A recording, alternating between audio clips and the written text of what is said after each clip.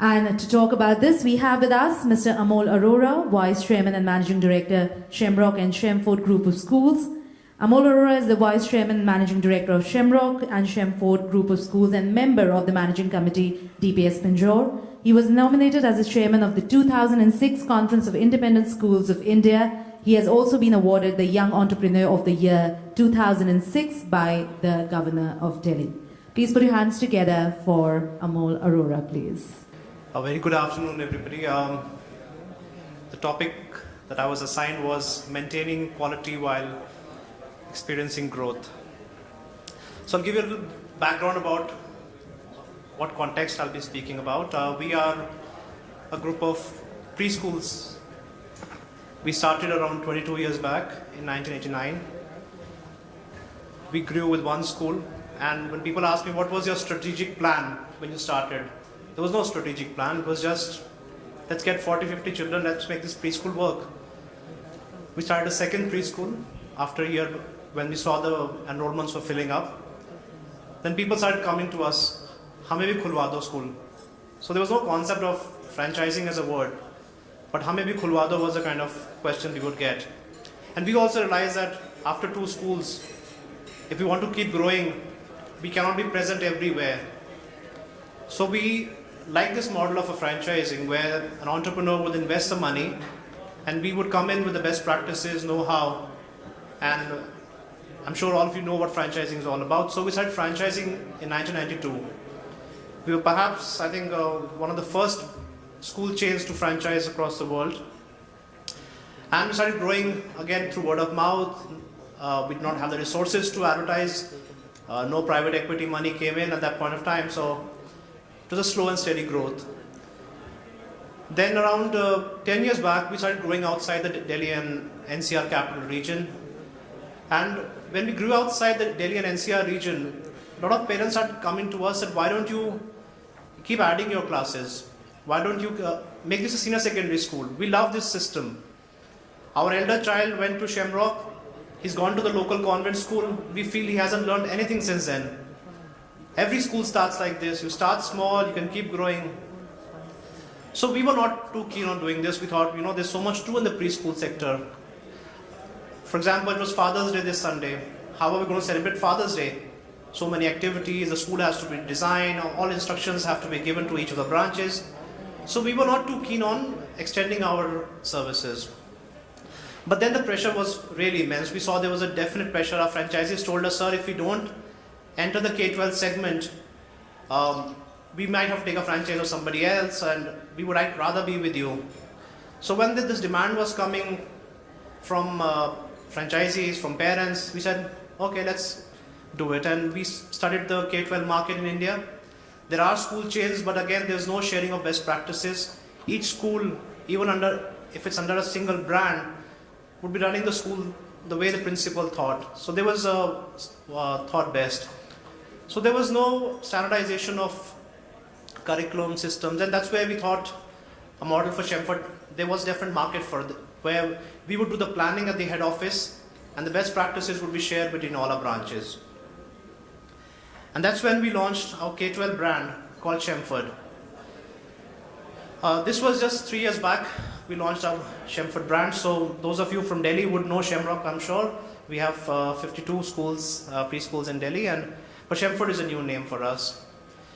So we launched Shemford, and I went to one of the Thai conferences and I felt like a startup entrepreneur, and I was asking people, what do you think? Should I go ahead and do this? And there was these one-to-one mentor sessions, I remember, and at TaiCon, and they said, no, stick to your core competencies. Stick to your core competency. And most of the VCs told me that. But I said, but there's a demand, and I said, but you can't do it. It's like, trying to you can go down market, you can come up with a cheaper Shemrock version, go with an up market Shemrock, a premium Shemrock, but why are you going to something which you won't be able to manage? But still, then I thought, what do I stand to lose? A few lakhs in advertising money, perhaps, that's it. Let's give it a shot.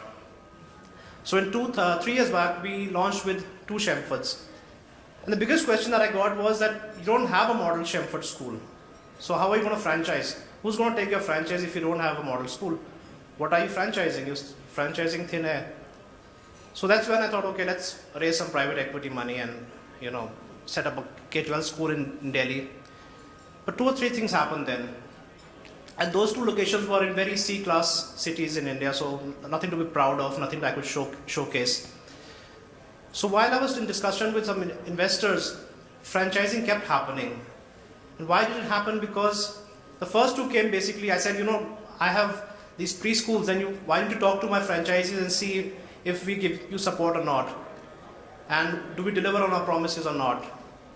And honestly, they just came they wanted that, something like somebody was asking a US-based address. So those 2 franchises wanted a Delhi-based address for themselves. They came with no more expectations. I didn't have a school, I didn't have any curriculum to show them. They just wanted to show their local town, we're a brand from Delhi. And I was selling cheap as well, so I didn't have much of a pricing option. I was not like what DPS charges or anything like that.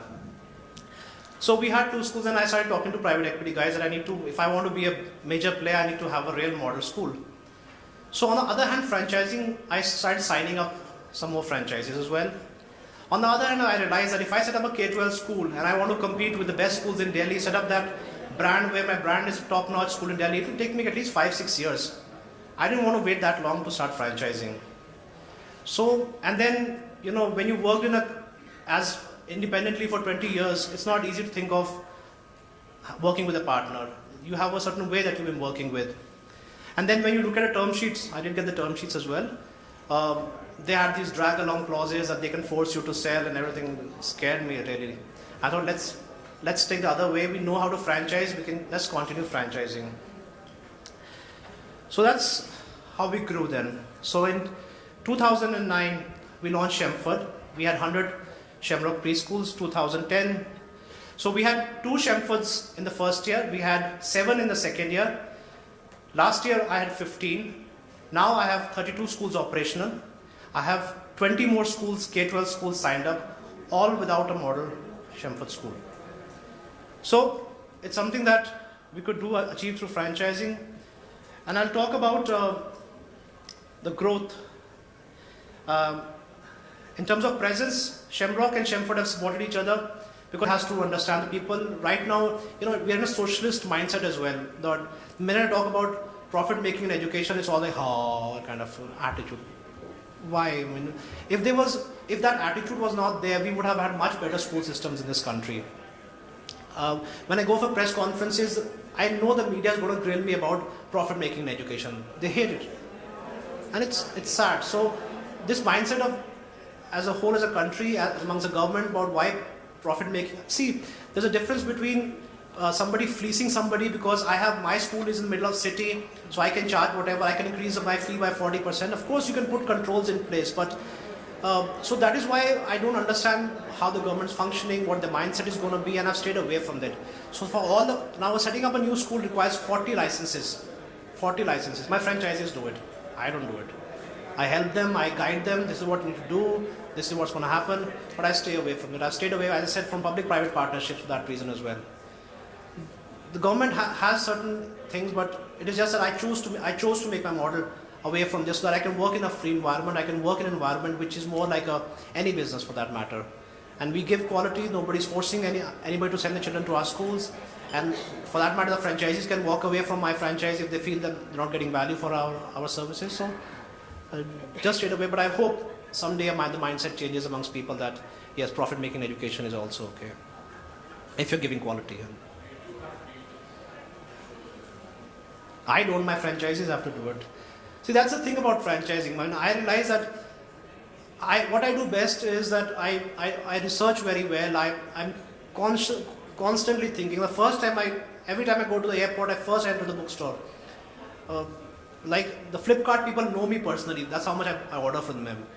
That's how much I research. That's my first love, and this is what I do.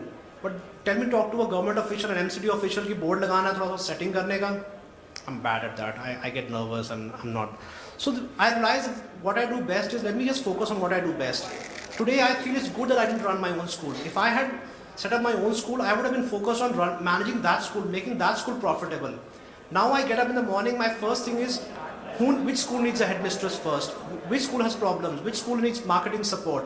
I think about support. the minute I get up from my office. In the shower, I'm thinking about support.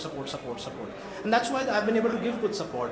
So if I had set up my own school, dealt with these government officials, everything, then maybe my focus would not have been on support. Right now, every K-12 school in Delhi is franchising. The best names, you walk into them, say, you want your brand? They say, yeah, take my brand. I have books, but why aren't they growing?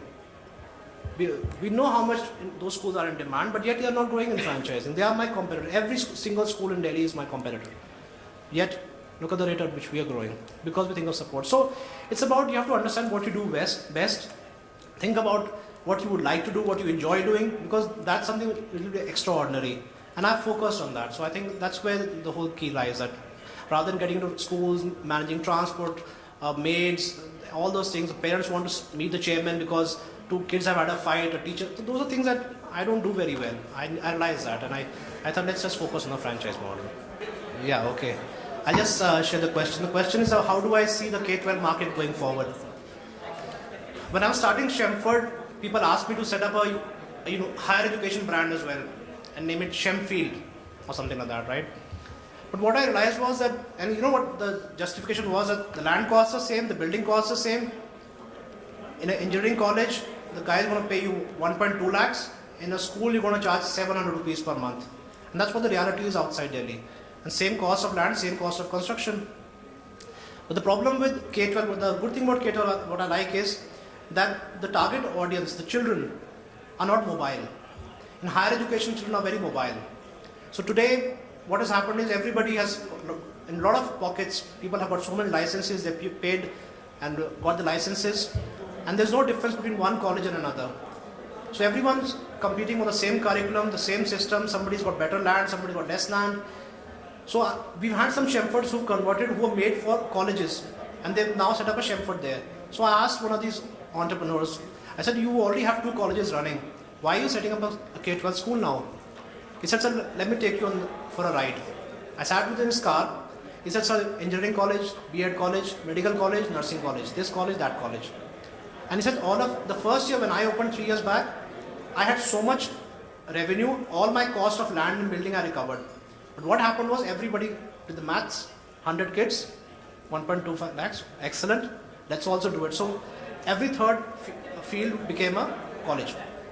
And now they've all got 40, 50 kids, they're fighting with each other, they're trying to coach each other's staff, that's it.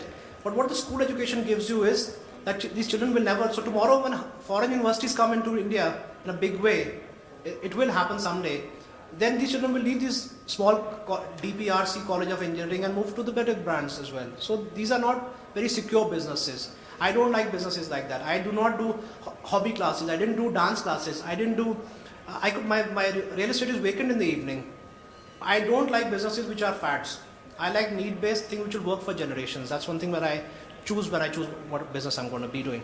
So schools will always be locals. There's always going to be a need for schools. Schooling will not change drastically. Today there's demand for engineering, tomorrow there's a demand for nursing education. So K-12 is a segment that I firmly believe in. Secondly, you said that yes, a lot of brands are coming to K-12 as well. A lot of people are coming into, and that's something that I've been hearing all along. A big announcement is made 500 schools or 100 schools in 3 years. Most of them don't even open up. But yes, there are pockets which may, since it's a local thing, there are pockets where there might be an oversupply of schools, which is good for parents, good for students. At least there's a choice, there's a market competition. Competition will drive quality. So yes, there may be pockets, but the market size is so huge. I mean, I've opened 15 kilometers from Meerut, I've opened a branch. Now I'm opening one on Meerut Bagpat Road. I mean, in middle of nowhere you can open a school and it will work, because provided you have the right price point as well. So the market right now is very, very big right now, and I think there's scope for everybody to come in and play. But there might be areas where suddenly 5 people decide to open a school.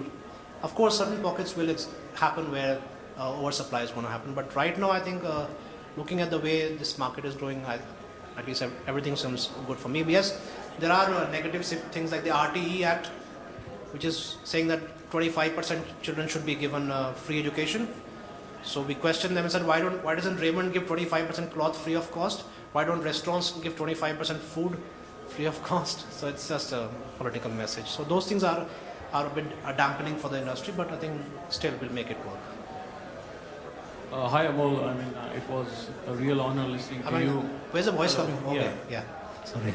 It was an honor listening to you because you were the only person since morning talking about risks, managements, cash flows, debt equity ratios, and I can understand the kind of growth which you have done because one of my family members have got two of your schools in Rohini and Lachpatnagar. And I have seen the kind of asset-light model which you apply and the cash flow model which you apply. We are in a similar situation. I have invested in a education firm and where we have grown from 50 students to 500 students. But beyond that, we are not able to grow because of leveraging on the teachers. And the management skills, we don't have the kind of management skills what you have. So what would be your suggestion in terms of like how could you help us in terms of growing just on a particular field, like we only focus on chemistry, and how can you help us in just sharing your experience? So let me get this right. I think the voice was cracking. So you have a chemistry coaching institute for chemistry, chemistry, and you feel Just that chemistry, just chemistry. Okay. So what's the reason why when students come for chemistry for test prep, these are test prep This 11, 12 and entrance. and entrance level, right? Okay. See, first thing that you have to do is ensure that each of your students is very, very satisfied.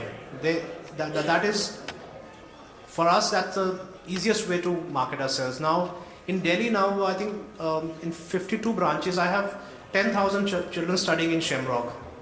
I don't think any of you has seen an ad in the newspaper of Shemrock in the last 1 year. Why is that? And when I talk to our franchisees, let's give an ad. April RS session start hone wala. Let's give a joint ad. So 2.5 lakh ad, 50 branches, 5,000 per branch. Sir, zarurat kya hai? So that is the best form that you should focus on. Maybe you can use marketing like AdWords for where now Google allows you to do a geographical marketing in your immediate area. That's something you can look at from advertising. Since you are getting students who are walking in and inquiring about chemistry, maybe you can do a tie-up with somebody who's good in maths and physics and have a co-branded or get them involved in, because you've attracted a student, you've done the hard work. And we had set up a nursery training institute, NTT Institute, to train teachers for our schools. But what happened was that it's something like vocational education, because those families are from the lower income groups. They can't afford a high, so I couldn't charge them a lot of fee, but the marketing cost was huge. I would have to advertise HT City, and I would get like 5 students who couldn't pay me. So you've done the hard work. If you're getting people who are walking in, you might as well try and sell them physics and chemistry as well. And even if it's not on the same location, maybe you could do a joint effort with somebody who's doing physics and chemistry. Maybe get some professors who teach physics and chemistry, lease out the location to them and say, give me 20% of whatever revenues are getting, and use that. Try and going for the whole spectrum as well, and chemistry, physics, mathematics, biology as well. That's one way. Franchising, I don't think you're quite ready for franchising. You can start franchising once you have a queue of people really in your institute. That's when I would say that you should start franchising. So How to protect the brand name, because I think we have got the highest results in Delhi in chemistry, and because the teacher screening is a problem, and then even if we get a nice teacher, that nice teacher might open the shop next door tomorrow. yeah. That is the problem which we are facing, and we have got a lot of troubles in that. And this is like playing with students' future, and we are absolutely doing Karam Seva for the generations to come. And how to protect our IP basically in that when we are going for a tie-up. See, if a teacher can open an institute next door to you and basically give the same level of services, that means you're not adding a lot of value on your own. You need to think of building in something in your institute which your teacher can't take away from your institute. Whether if you have notes and everything, of course you can get them to sign bond agreements and all, but that won't scare anybody. That you won't take out intellectual property. It's difficult to prove what he's teaching in the classroom is your material, right? Because things are standardized, it's the same curriculum, is available everywhere. So maybe you can look at some kind of online testing, online software for teaching chemistry. Talk to people who already built these softwares. Because in school education, for example, there are these things. There are companies I know from K to 12 who built in a lot of online digital resources. Don't build it yourself, but for a small price, they'll be able to give it to you. And the price per month for curriculum for K to 12 in our schools right now is a few hundred rupees. So if you ask for just chemistry, it will be a small fraction, just royalty for their using their license. So get something like this in your institute, which gives you an edge over them. Because otherwise, if the teacher, because the way he'll price himself and the way you will not be able to match that price, because you have salaries to pay and you have your own profits and he's just himself. So it's like that. So today, if I think my teachers in Shemrock could set up a preschool on their own, yes, they can. They've been exposed to our curriculum. But what differentiates is, I have good infrastructure. Can they set up the same infrastructure? Perhaps, perhaps not. Yes, if the husband is doing well, he'll do it. But what about curriculum? We keep innovating our curriculum. We have a very aggressive online marketing team. Our website ranks very high. So you have to ensure that a parent who today walks into a Shemrock and a teacher who says, oh, I have already been trained at Shemrock and why don't you join me for half the price? So again, then the brand also comes into play. People want a Shemrock. They don't want to go to an ABC Play School. So what you need to focus is through AdWords or through local marketing. Look at your 5-kilometer radius there. Focus on those things. Maybe you can talk to schools as well in your area, whether they can take up their entrance coaching in the evening for students. So you have just go local right now. Don't think of overall brand and too large a size. Just focus on building a strong brand in the immediate neighborhood. Once that works, everything else will fall into place. Thank you very much. And once again, it's an honor listening to you. Thank you so much. So thank you so much for listening. I hope you had something to take away from today's talk. Thanks again.